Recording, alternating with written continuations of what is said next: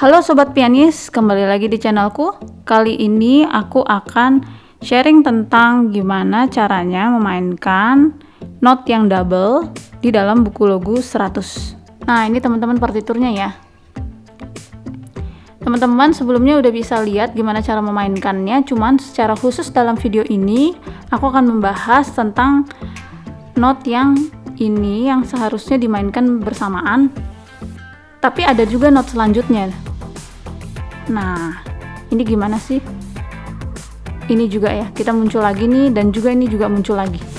Jadi ada beberapa hal yang harus diperhatikan ketika memainkan not tersebut. Nah, seperti biasa kita identifikasi dulu untuk tangga nadanya di buku logo nomor 100 ini.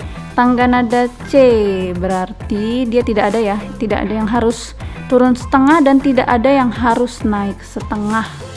Jadi aman ya teman-teman.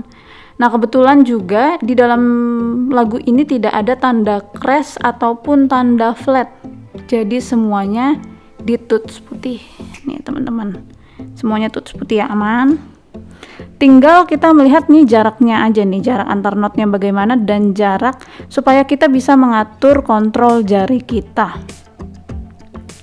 Nah, sebelumnya aku mau jelasin dulu yang tadi aku bilang itu. Jadi di sini ada not C dan B, do si ya, untuk tangan kanan. Tapi di sini untuk altonya hanya not mi atau not E. Nah, itu gimana sih cara maininnya? Nah, yang benar, yang betul nih ya teman-teman, seharusnya ketika mencet do sama mi, si-nya itu pencet, tapi mi-nya juga tetap ditahan. Nah, itu coba teman-teman perhatiin deh, kalau misalnya teman-teman main, apakah cuman seperti ini terus dilepas, atau seperti ini dan ditahan? Ayo, coba sobat semua lihat ya. Jadi, yang betul adalah ketika pencet do dan mi, pencet si juga tapi mi-nya ditahan. Gitu. Sekali lagi, ini juga not yang ini, pencet C dan pencet E, pencet B, E-nya tetap ditahan. Walaupun sebentar ya teman-teman.